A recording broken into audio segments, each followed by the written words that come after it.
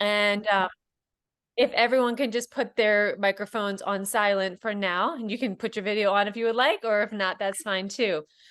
So I'm going to introduce Debbie Dobbs. I'm very excited for her to be here. I'm Christy Estes. I'm one of the owners of In Harmony Pediatric Therapy. So we offer OT, PT, speech, and music therapy in Woodstock, off of 140 in Woodstock. Debbie is a Medicaid Deeming Waiver specialist and a special education advocate. And she has been doing this for many years and has recently helped numerous children in our practice. She works miracles for these families, getting the waivers. So as a parent, or if you're a provider and on here, we really appreciate you being here tonight, and hopefully Debbie can answer all of your questions. Like I said, let her do her presentation. And if you have questions, throw them in the chat and she'll kind of go through them at the end, or if she's presenting and can see any and can answer it right away, she'll do that as well. That is progress. So go ahead and make sure you're muted, and we're going to get started. Hold on, Debbie, you're muted too. I am muted too. I was hoping I didn't have any background noise going on. Welcome everybody. So glad that you are here today. Let me get set up and share my screen, and we will get going. We have a lot to cover today. And so I'm going to get through it. Now, it's important to know nothing that I say is medical or legal advice. I'm not an attorney. I'm not a medical provider. I am a lay advocate and also a parent of a child with disabilities. So buyer beware in terms of what comes out of my mouth. In addition, if you all want to visit me on Facebook, I always announce any of my seminars and webinars, anything related to special education or Katie Beckett, disability related there. So why am I here? This is my kiddo, who is now no longer a kiddo. He's 21, moments after his birth, being intubated. When he was 4, he was diagnosed on the autism spectrum, also has mitochondrial disease and kind of a host of other medical issues. I previously to having him managed medical practices for over 20 years. So I'm really lucky that I had that experience, because I'm sure, as many of you families know, working to get your child their needs met is difficult, and you have to navigate the medical world. I received my advocacy training because I help families in their IEPs from the Georgia Advocacy Office and multiple other organizations. I do work with families on a one-on-one basis to help file for Katie Beckett and other waivers and supports. And I've worked as an educational advocate in the schools, working with families for over 15 years. Love to do these seminars because I think knowledge is power, and families really need this information, as well as providers. I've helped to run the North Fulton Autism Support Group. I volunteered and have served on several boards of directors for nonprofits. I was a big brother, big sister match for over 12 years, and goodness gracious, she's grown up and has 3 children of her own now, so it makes me really feel old. And again, I encourage you to follow me on Facebook, and that's my professional page there listed at the bottom. Yeah. So what is Katie Beckett? What is TEFRA? It's a federal law, 1982.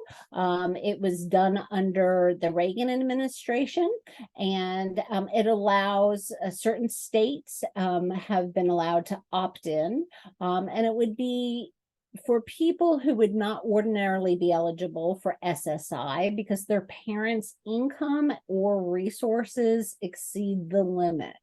So in many states, you could get Medicaid if you have very low income or low resources through SSI.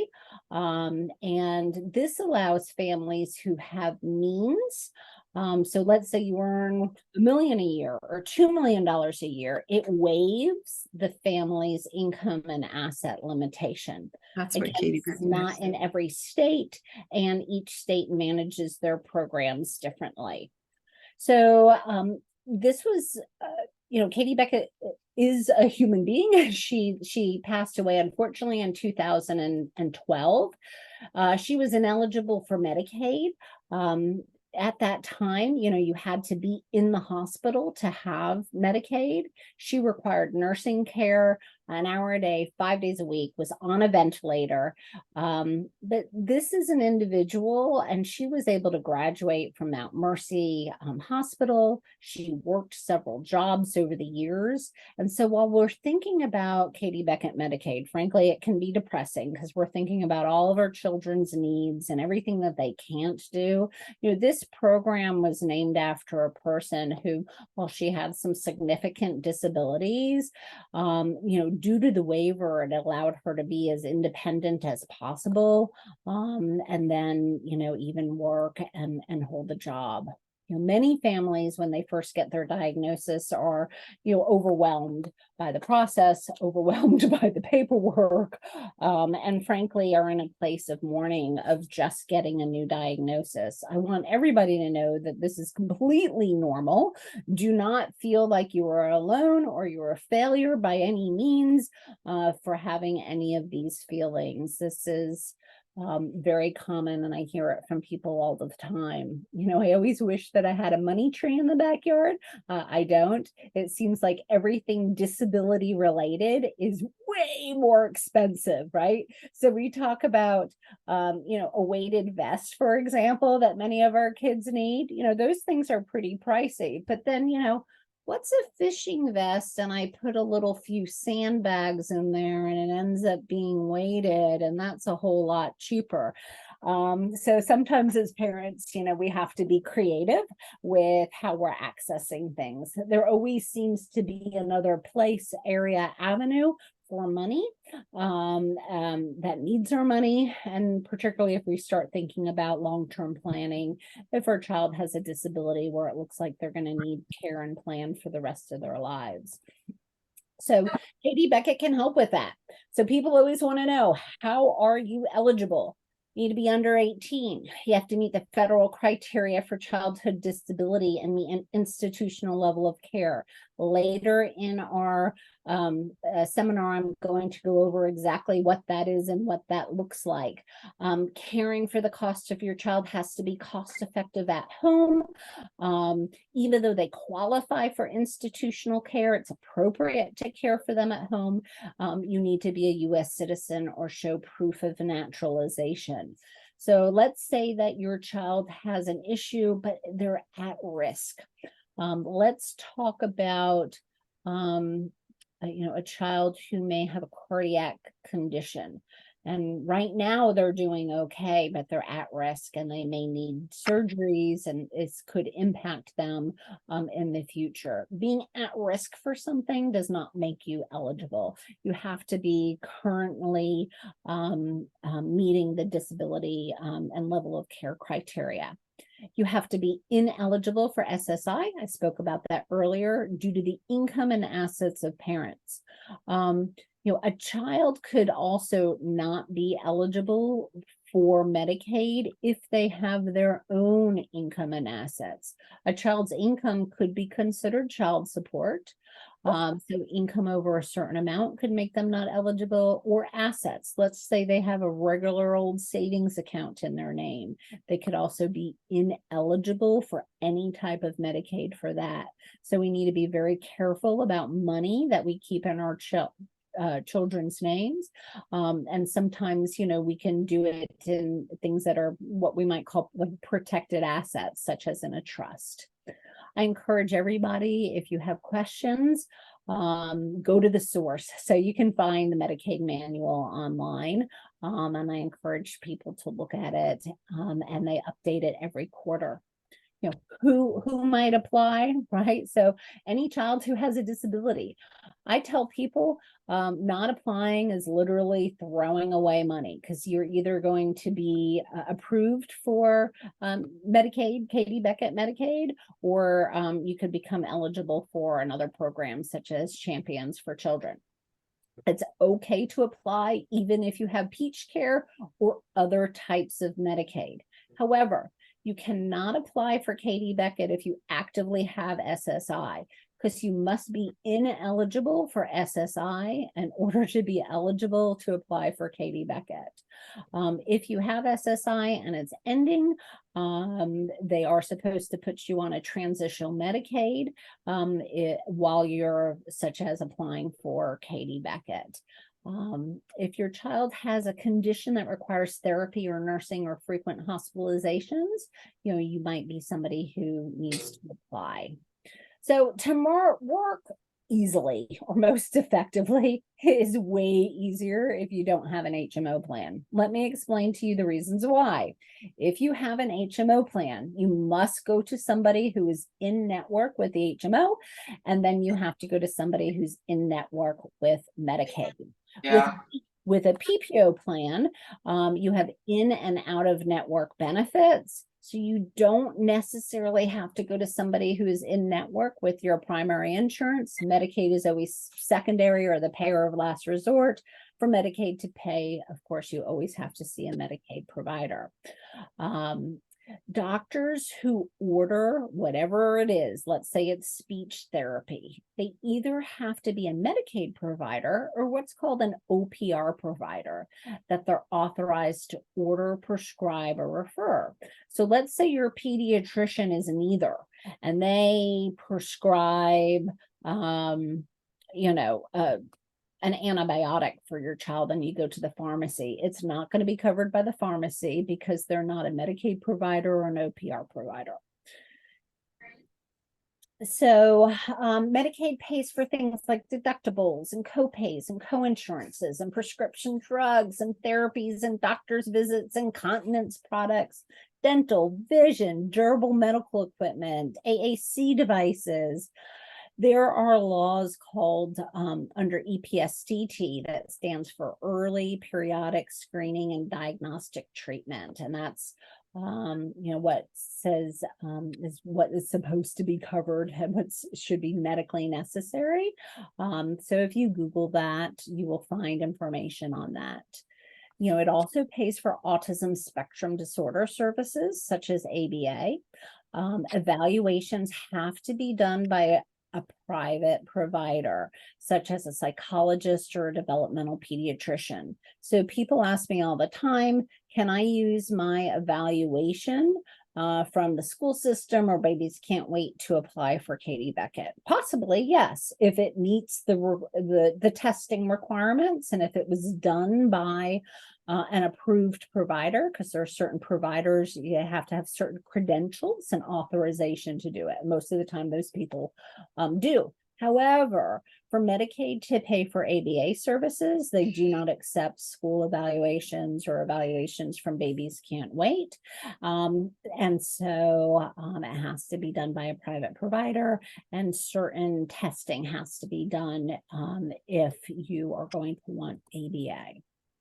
Where to start? How can you do this? Well, you can apply in Gateway. I think that's a hot mess to apply online on Gateway, and but that can get the application started. I hear from the Medicaid workers all the time that people do it and it gets routed to the wrong offices. You can go to my website. I have the application online on my website under the free resources tab. You can call the centralized Katie Beckett office and ask them to email you an application. If you go online on georgia.gov, like if you Google, Katie Beckett Medicaid Georgia, you'll see on their website, they have some forms. These are not all of the forms. So there's a whole lot more forms than what they have on their website online. So don't think that that is everything. And if you do that, it's going to be incomplete and you're not going to provide them with all of the required information. So on new application, here's a whole list of forms that are required from them, as well as orders of medically necessity from your doctor for both school and private therapies and nursing services. Applications, you have to get school and private therapy notes. They have to be signed, including the credentials of the provider, the last 90 days, and include the plan of care, which is typically like the evaluation. I suggest for new applications, you get records from the last 12 months of all of your medical records, both routine and problem visits, labs, testing, etc. They require you to send in hospital discharge summaries from the last 12 months, sign nursing notes if you have them, and plan a care for the last 90 days. You can either send in a current SSI denial letter or proof of SSI and eligibility. And that could be something like paycheck stubs from parents, or your most recent tax return, bank statements, investment account statements, anything to show that you're above the income or asset limitations for SSI. Copies of a Social Security card, birth certificate, or proof of citizenship. If your child has an IEP, they would like to see that. A psychological or developmental assessment that is age appropriate with the signature and credentials. Now, these are current for 3 years. They require a psychological evaluation, has different testing requirements on it. Once your child is 6, below the age of 6, it's called the developmental assessment. So the testing has to be age appropriate at the time that you apply. So even though your testing may be less than 3 years ago, let's say you're applying and your child just turned 6, but you have a developmental assessment, that's not going to be good. You're going to need a psychological because your child's 6 at the age of the application. If your child is under the age of 3 and they're with Babies Can't Wait, and they have an IFSP, you'll need to send in that plan as well. So I just, if everybody can please put themselves on mute, that would be appreciated. So for the psychological, again, I was saying it's required every 3 years or a developmental assessment. And this is done if your child has one of the, following diagnosis, basically saying that there's a developmental delay. There's different levels of care. There's a nursing level of care and an ICFID. I find most children are qualifying under an ICFID level of care. And with that, you are going to need a psychological or developmental assessment. I already spoke to you about 0 to 5 is a developmental assessment. 6 to 18 is a psych. And it's very important that they do include testing scores versus narrative summaries. I see all the time evaluations that frankly the reports don't include the required information for Katie Beckett, so it can be quite frustrating for families. If your child's in the public school system, again, they have to have an IEP. It needs to be current, not a draft. If they are homeschooled, okay, you do not have to send them anything. If they are in a private school that has an IEP document, that's not required because it's not really an IEP, it's their education plan. You'll just note it on the level of care statement that there is not an IEP, maybe they're in a private school or what have you. So the IFSP, everybody's like, what is this thing? Again, if you're involved in Babies Can't Wait and you have a plan with them and they are servicing your child, even if you're not receiving speech or OT or behavior support, let's just say you're receiving support coordination services, you will have an IFSP, and that's the plan that they write that says what sort of services you're receiving. You have to submit that document, and again, it needs to reflect current dates. There's 2 different addresses for the Katie Beckett office, a PO box and a street address. Either one is fine. For anybody who's wanting to contact their office, here is their phone number if you wanted to call them to get their application. And I have the Gateway website here at the bottom, and you can just Google Georgia Gateway to find it as well. Either way works. Just know that calling their office, they're difficult to reach. They are really busy right now due to the federal health emergency ending. They are sending out a whole bunch of renewals for people. It's difficult to reach them on the phone. You often have to call multiple times. Maybe you'll be lucky and you'll get somebody to pick up, but keep at it and they will call you back. Okay, so I'm going to spend a little bit of time on this document, and it's very confusing, but I'll try and go as slow as that I can, because people are always asking me, how is my child approved? Will they, will they be approved for Katie Beckett? So for children who have an intellectual or developmental disability, most likely they're applying under the ICFID level of care. And this is based off of federal guidelines. It's appropriate for individuals who require the type of active treatment typically provided by a facility whose primary purpose is to furnish health and rehab services for people with intellectual or related conditions. So that's an important statement there. Everybody always asks me, is 5 therapies required, Debbie? Is 5 therapies required? So there is nothing, according to attorneys that I've spoken to, there's nothing in the federal guidelines regarding the 5 therapies a week. There's nothing currently in Katie Beckett's manual, and this is a part of Katie Beckett's level of care chart. It's current as of October, stating that 5 therapies per week are required. What it does state is this is their statement in terms of who is going to qualify. So, do children and do individuals who live at an ICFID and level of care in terms of daily rehab services and health services, are they typically getting daily services? Yes, they typically are, but there is no federal requirement. Let's take a look of what they say that a level of care is generally indicated if any of the following conditions are met. Whoops. Let me go back. Sorry about that. Okay, so if a child has an IQ of 70 or below, so once your child is 6 years of age, they're required to have an IQ test. They are also required to have an adaptive rating scale test. And if they have autism, autism rating scale tests.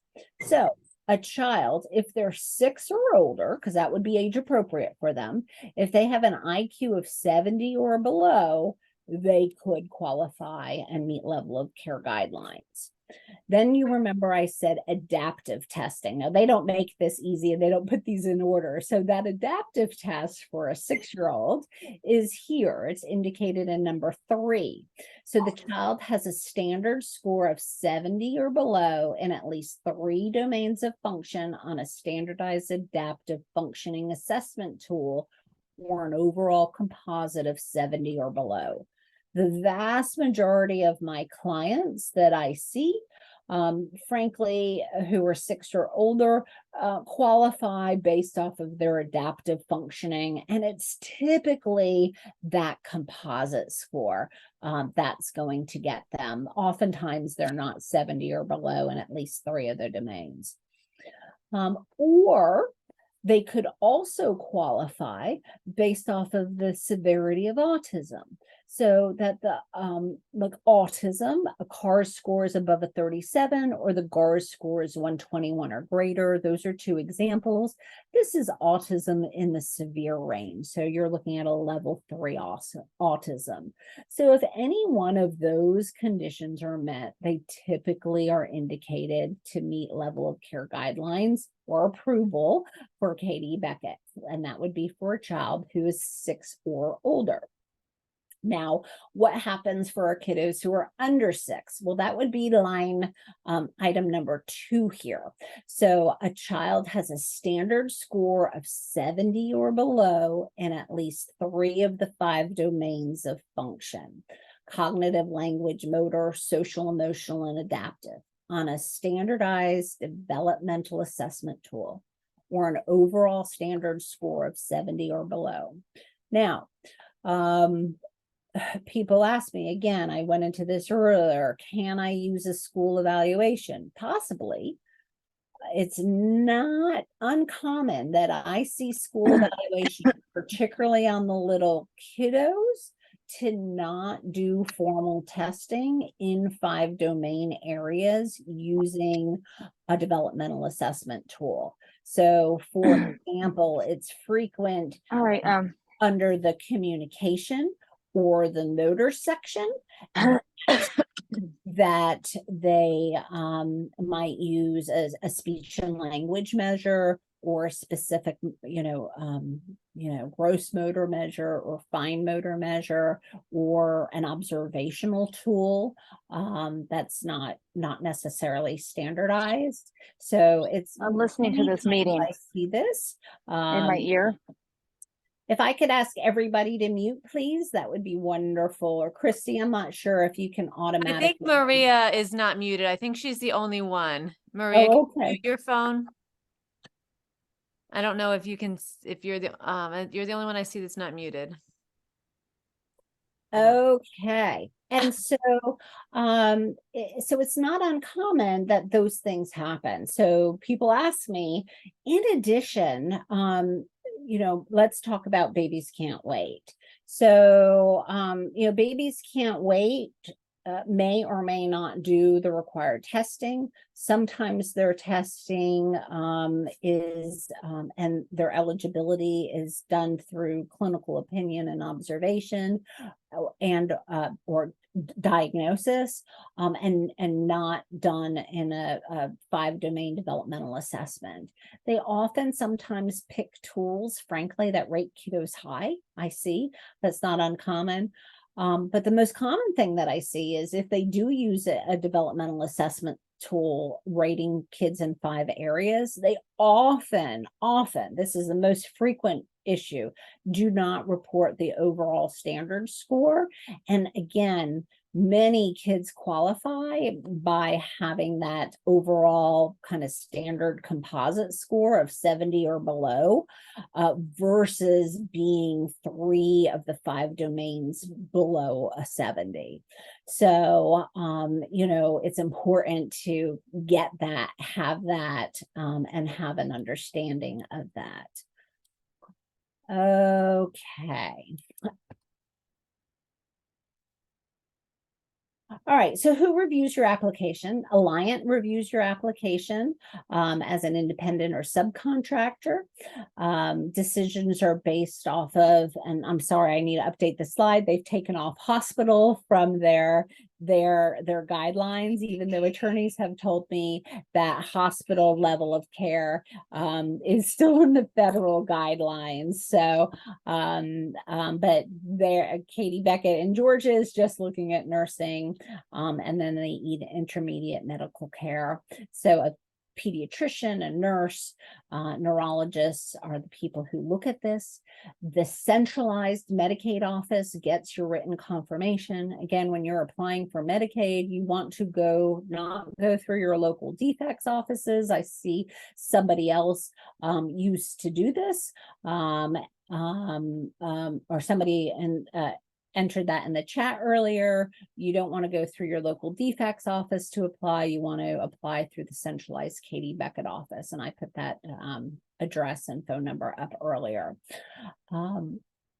Katie Beckett office will let you know when you are approved and your level of care approval. If you get a denial, it is sent to you. Don't count on them listing all of the information that is missing.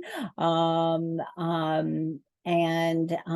don't go out of town after you send this in because frankly, if you miss the deadlines, you are just out of luck, and you'll get a final denial and you won't be able to appeal it. So, you'll get that initial denial if you don't meet any of the 3 levels of care criteria. And again, sometimes not all reasons are listed, and you have 30 days to submit a review. If the case is approved, you will get what's called a final determination approval letter. Again, you have to adhere to your timely deadlines. If you want to appeal, it is done through an administrative law judge, and I do suggest that all people hire an attorney, frankly, because this is a legal hearing. Georgia Advocacy Office may be able to help you with this step, and there are attorneys who do appeals. If you currently have active Medicaid and you wish to maintain services pending a court decision, you must submit that written request before the date of service change. If the decision is not overturned, you may have to pay for services. But in speaking to attorneys who do appeals, they have told me they don't really have a mechanism to be able to do that, and they don't really see that happening. Appeals and waiting for hearings can take a long time. All right, so let's talk about renewals.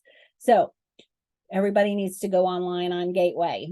So Gateway is a hot mess, and it's not always working properly these days, but go online on Gateway and you can see when your Medicaid is active through. This is not going to tell you, however, what type of renewal you're going to have. Are you going to have a full renewal, or what's called like level of care renewal, where you have to send in medical information and get stuff from your doctors and send in your evaluations, or just a brief renewal where they just need to basically verify demographics, income, asset information, and insurance information.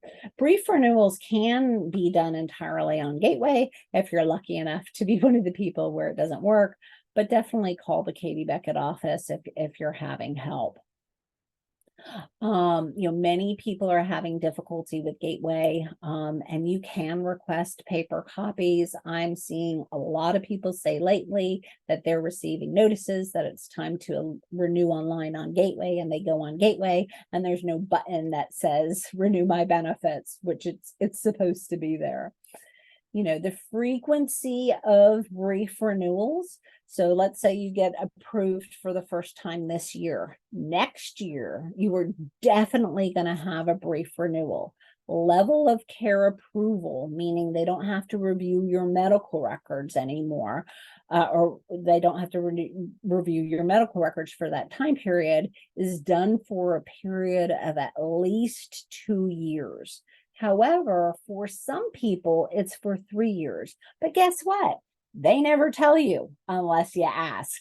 So you have to ask them how long your level of care approval was good for. And they have it somewhere in their system, but they don't notify you unless you ask. But always initially you get approved. The next year will be a brief renewal.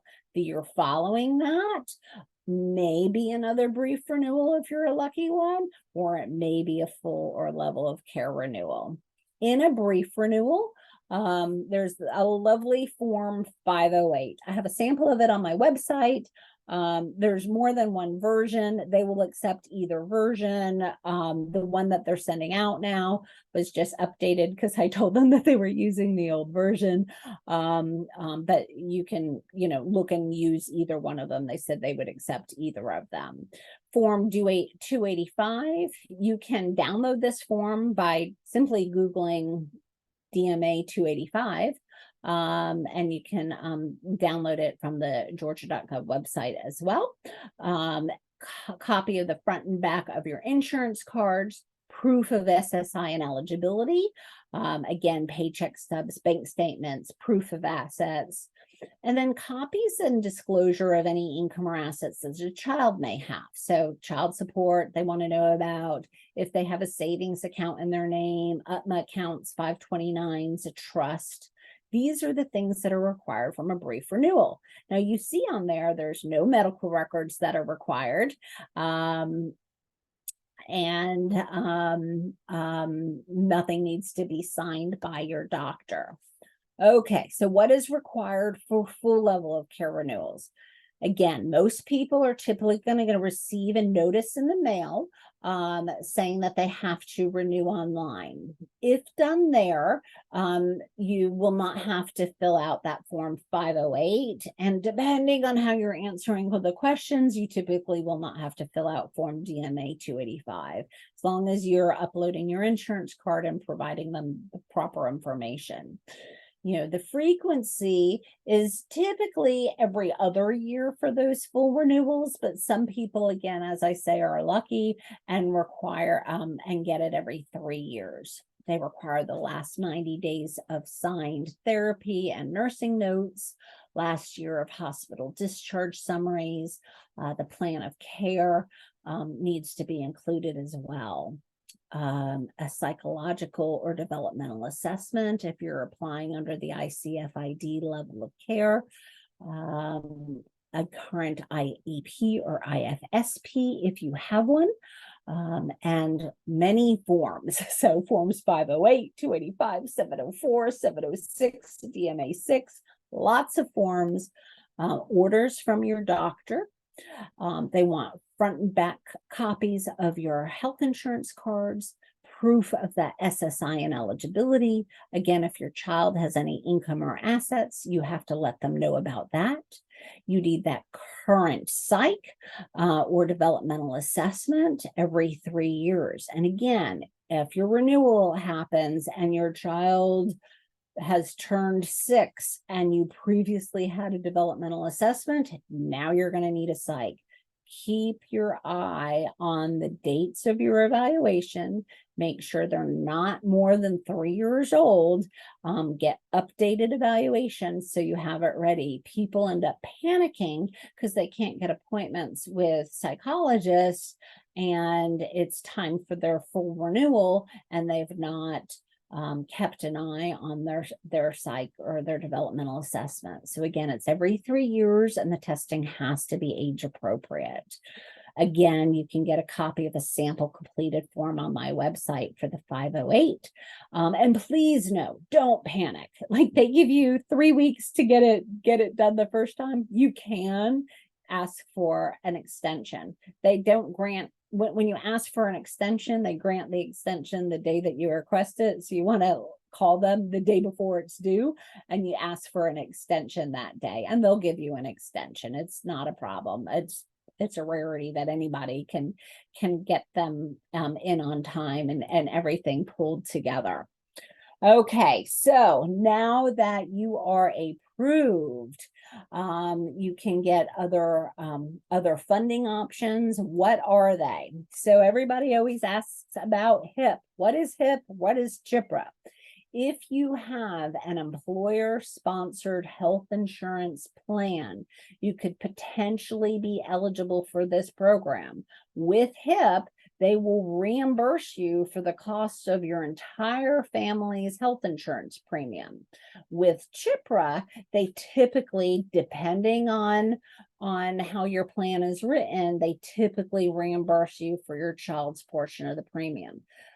So again, it has to be an employer-sponsored plan. With your Katie Beckett application, on your initial applications, there's a HIP application in there. And so when you fill it out, it will, and are approved for Katie Beckett, they're supposed to forward it to the HIP office.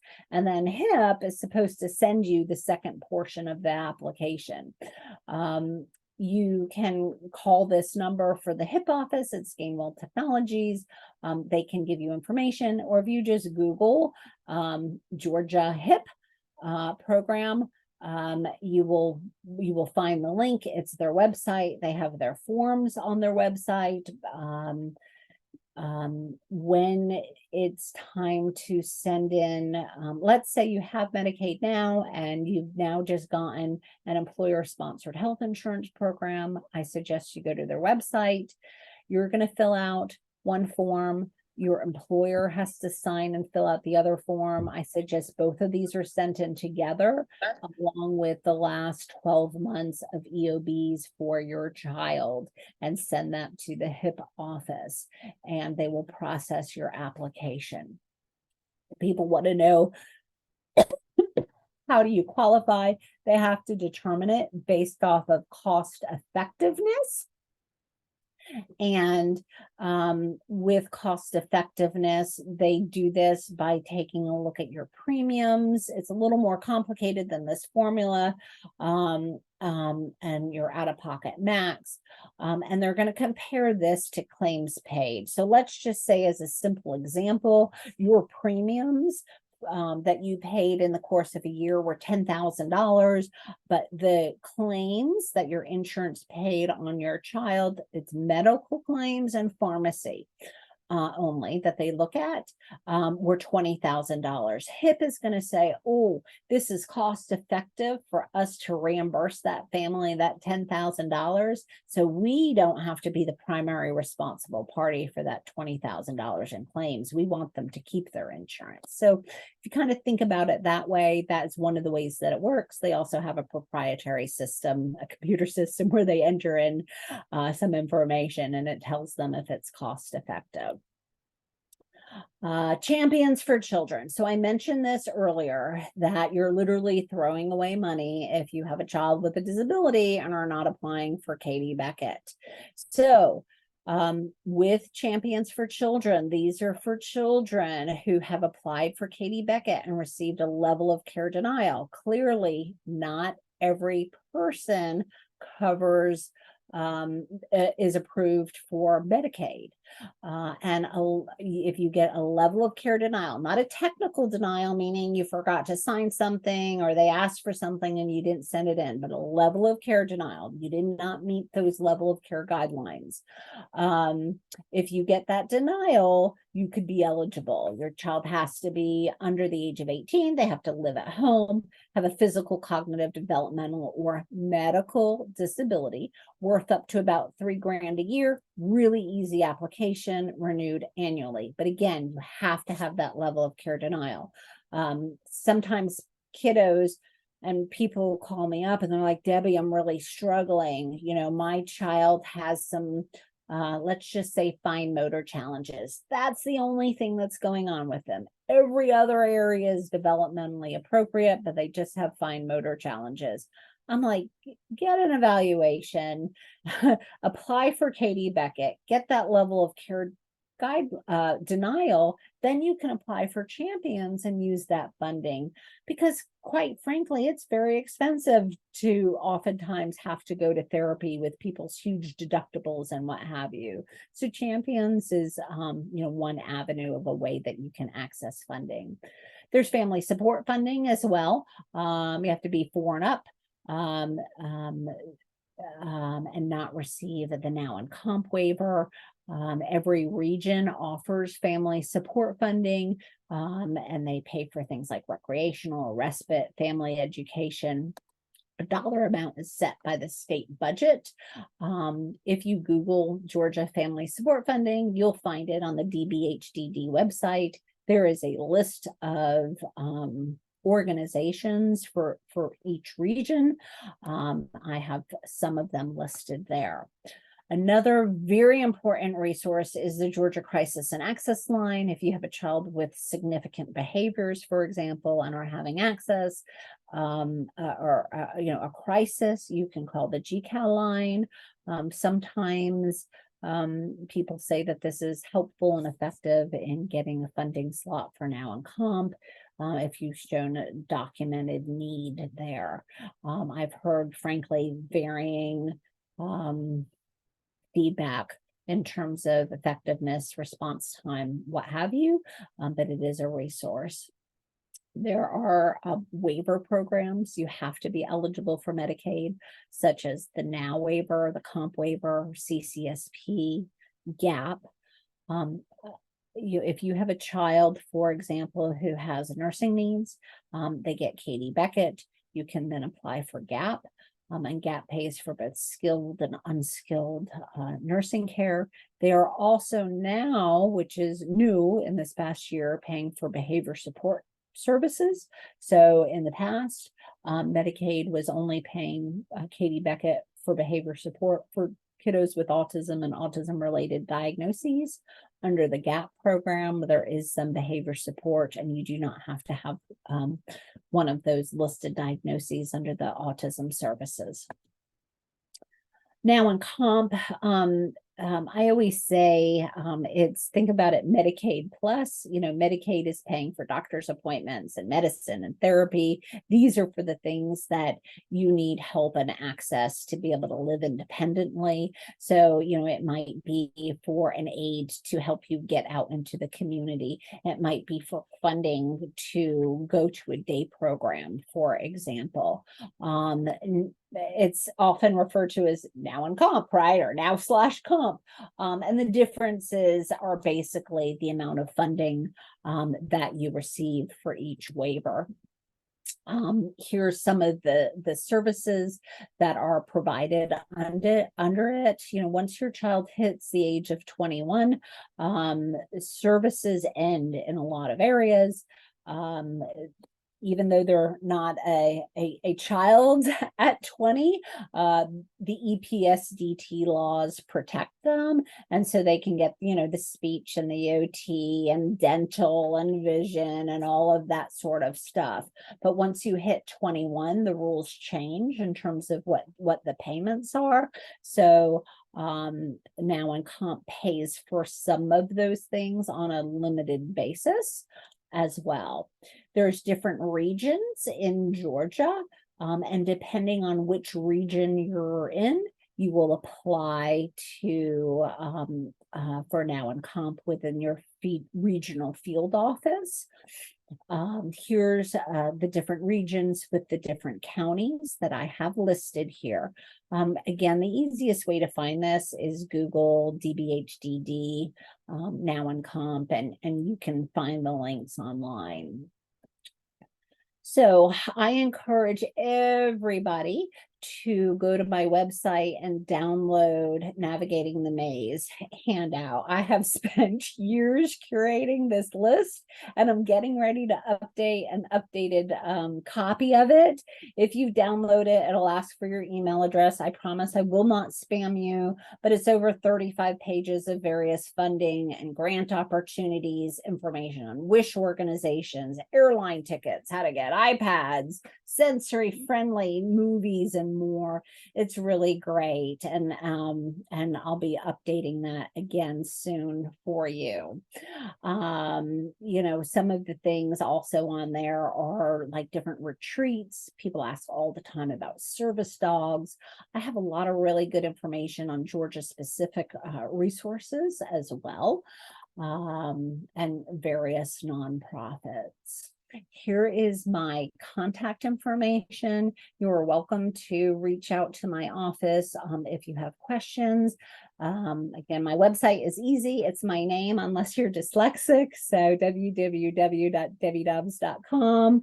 And on there are links where you can request information, or simply if you can email us, we can get you typically a faster response versus calling.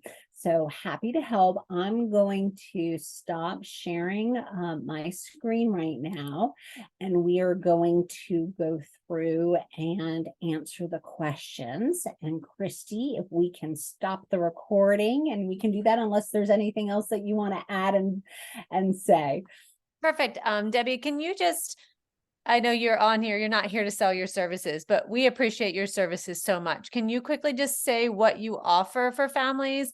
We've used you for so many families who have gotten approved, and Sure. although it's a cost, it's very valuable. So can maybe just tell everyone what you offer? Absolutely. So for Katie Beckett Assistance, I offer multiple levels of service. So if you email me, I will give you a very, detailed description on this. I always tell people I want to meet everybody at their own individual level. So there is free. I've done a webinar walking you through step by step each and every single form. This is how you fill it out, and you can find access to that on my website. even with sample forms. Some people do that and they're feeling really confident, and they're like, okay, I'm going to fill out the application myself, but Debbie, I want you to review it for me. And so I can review people's applications. I have to say the vast majority of initial applicants who want my assistance want me to help them apply for them. And so I will fill out all of the forms for them. You know, obviously I have to do a questionnaire with the families, but I'm going to fill out all of the forms for you. And you're basically supplying me that information. And then you are going to, and I'll compile it and get you everything together in terms of what you need, and you'll be submitting it to your doctor. I have some families who have some significant medical needs for their children. And let's say they have 10 or 15 different specialists that they see. They're in and out of the hospital all the time. And if you recall, I said you need the last 12 months of medical records, and that can be overwhelming for some families as well. So and I'm very critical with families. So for certain families who have a high level of medical need and they need assistance in getting their medical records, I can also help with that. So I really try and meet everybody at every level. You know, my goal is to make sure that kiddos are getting the services that they need. I don't care how it happens. I want these kids to have it because it's life-changing. It was life-changing for me, for my family. I know it is for so many other people. Early intervention is so important. Any intervention is so important. And so many times families tell me, oh my goodness, I'm not able to do this because I can't afford it. And I tell people, but you can. If you're going and you are spending your deductible every year and you're doing these things, you can't not afford to apply. I mean, you're literally throwing away money by not applying. So while I get it that there's an upfront cost, the benefits are so far and long lasting. And yes, do we have to continue to do renewals? And is it a headache? Are there hoops that we have to jump through? Yes. But it's life-changing. I mean, the amount of I've had personally such horrible insurance with huge deductibles and limited benefits. We used to go through our deductible and had met our maximum amount of speech OT and PT visits. Like that would happen every year. And it was many self-funded plans and they wouldn't give us any more visits. And it was ridiculous. I'm like, this insurance is nothing. We're paying a whole lot of money for it. So getting Katie Beckett really was life-changing. So all right. So Thank you. So yeah, so we'll look at the chat right now, and there's a whole bunch of questions. And if you have a question for Debbie, just throw it in the chat, and then that way she can kind of go through them in a little bit of an organized fashion. I know many people have questions, so you can see the chat, correct? And I'm going to stop the recording just if people have personal questions to ask. I'm going to stop the recording, and you can ask whatever you want. So here.